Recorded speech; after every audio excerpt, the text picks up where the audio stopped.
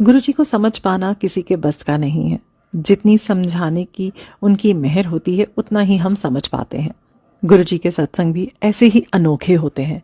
जो सत्संग फिजिकली हमें दिखता होता है, हम उसे समझे ना समझें, मान लेते हैं कि ऐसा हुआ, क्योंकि हमारे पास मानने के अलावा कोई विकल्प नहीं होता। पर ऐसे सत्संग जो सपने या विजन में हुए और उसका प्रभाव हमारे या हमारे शरीर पर होता दिखता है, उसे मानने को हम अभी भी तैयार नहीं हैं।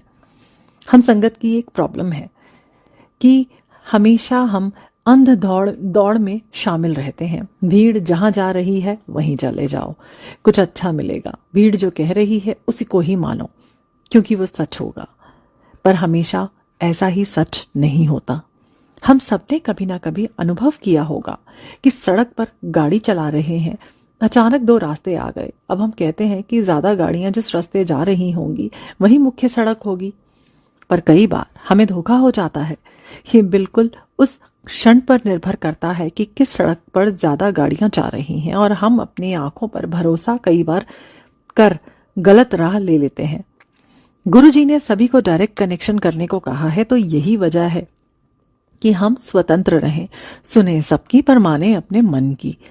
हो सकता है, या कहें सुने सबकी और माने अपने अंदर की। हो सकता है कि अभी हम इस राह पर इतना नहीं चल पाए हैं कि अपने अंदर की आवाज को समझ पाएं। ऐसे में संगत की बात सुने। हम इस बिंदु पर बहुत ही कमजोर हैं। हम अपने गुरु पर ही भरोसा नहीं कर पाए हैं, पर जब कोई संगत अपनी बात कहती है तो हम झट से उस पर भरोसा कर लेते हैं। अब हर इंसान के अपने मापदंड होते हैं। संसार में जिस बात के होने की जानकारी हमें है वही हमारे लिए सच है, बाकी तो सब कोरी कल्पना या बकवास समझते हैं। किसी संगत पर हम विश्वास कर रहे हैं, अचानक उनकी बातें इस सीमा रेखा से परे चली गईं।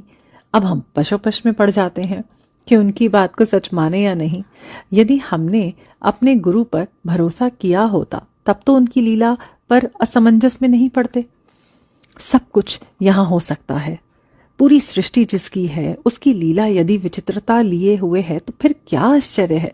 आश्चर्य तो हम पर है जो अपने साथ होने वाले चमत्कारों के बावजूद भी उनकी लीला पर शक करते हैं। सबसे पहले गुरुजी को समझें कि किस महाशक्ति से हम जुड़ चुके हैं। ये क्या क्या नहीं करा सकते हमसे और क्या क्या नहीं दे सकते हमें। कुछ भी असंभव नहीं है इनके लिए। गुरुजी ने अपने मैसेज में कहा कि वो तो कीड़ा स्थल को पल भर में क्रीड़ा स्थल बना देते हैं। हम इच्छा तो रखें।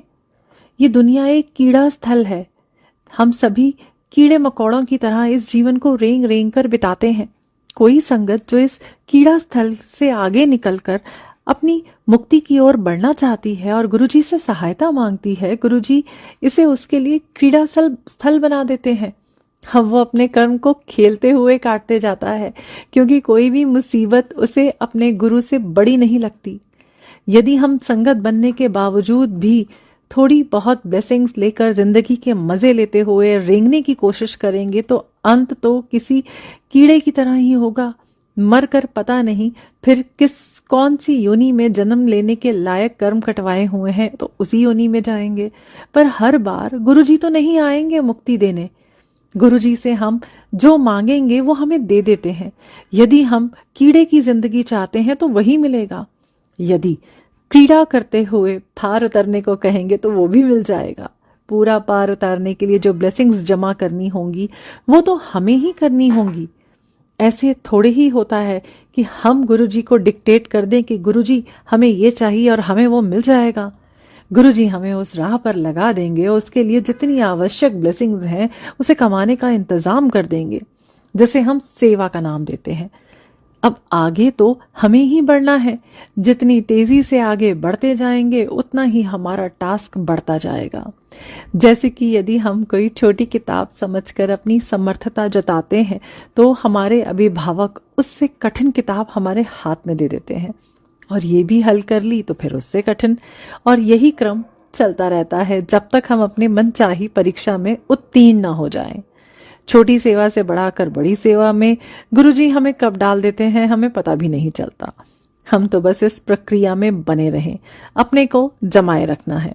किसी भी कारण या किसी के कहे से अपने कदम पीछे नहीं लेने हैं, बाकी काम हमसे करा लिया जाता है। गुरुजी कहते भी हैं कि इस कीड़ा स्थल से हम खुद पार नहीं पा सकते, यानी यहाँ से हमें अपने आप अपने कर्मों को काट कर नहीं निकल सकते हैं। ये सिर्फ गुरुजी ही करा सकते हैं, और जो वो करा रहे हैं हमें उनकी शरण में अपने को बनाए रखना है। संगत ये सोच रही होगी कि हम सभी तो गुरुजी से लगातार जुड़े ही हैं, बड़े मंदिर जाते हैं, सत्संग में भी बैठते हैं, सेवा भी कर रहे हैं, फिर और क्या करना बाकी रह गया है। हमारे भाव पर हमने ध्यान ही नहीं दिया। हम सब कुछ करते जा रहे हैं पर सिर्फ एक रूटीन के जैसे। हम शब्द तो सुन रहे हैं पर उसके शब्दों को कितना मान पा रहे हैं। हम शिव से उसकी शक्ति की सुरक्षा मांग रहे हैं अपने लिए, पर हमें अपने को उसके लायक भी तो बनाना पड़ेगा। एक शब्द है जिसकी दूसरी लाइन में ही कहते हैं कि काम, क्रोध, लोभ सब छोड़ना है।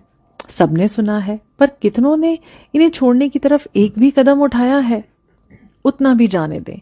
इनसे छुटकारा पाना होगा यदि गुरुजी से आशीर्वाद चाहिए। इस पर कितनों ने विचार तक भी किया होगा। जो भी जवाब है खुद को ही दें हम, और समझें कि हम क्यों रुके हुए हैं एक ही जगह। बहुत संगत तो आगे बढ़ना चाहती भी नहीं है।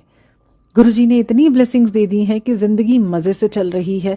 थोड़ी बहुत तकलीफ है, उसे गुरुजी का नाम लेकर काट लेते हैं और अपनी वही पुरानी सोच को जारी रखे हुए हैं जो गुरुजी के पास आने से पहले हुआ करती थी।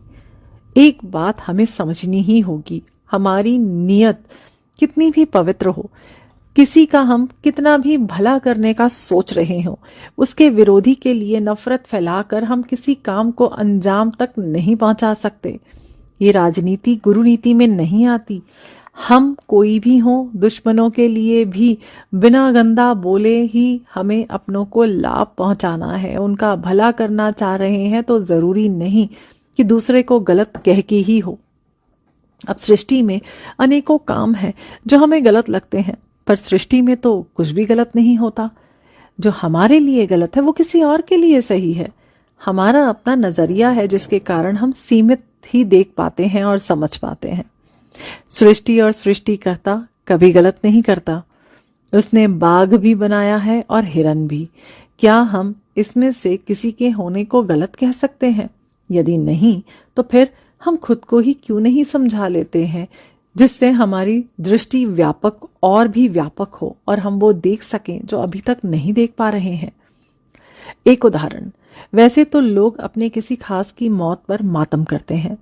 मैंने अपने एक रिश्तेदार की मौत देखी जो दुर्घटना में अचानक चल बसे। उनकी मौत का सदमा उनके बच्चों को जरूर होगा, पर क्या सही में ऐसा हुआ? उनके जाते ही उनकी नौकरी उनके ऐसे बेटे को मिली जिसे शायद अपने बल पर कोई नौकरी ना मिल पाती।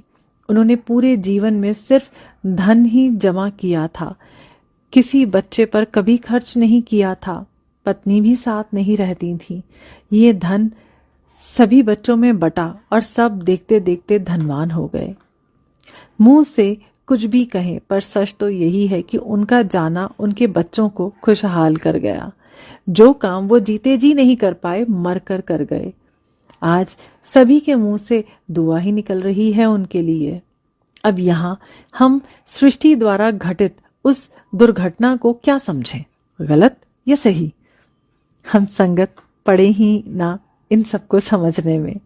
सीधा सा सादा सा जीवन हो, लंगर, सत्संग, सिमरन और सेवा के साथ साथ अपने पारिवारिक जिम्मेदारी को निभाते हुए, अपने भाव को पवित्र रखते हुए बस हम चलते रहें। कभी ना कभी तो पहुंच ही जाएंगे गुरुजी के पास। जय गुरुजी।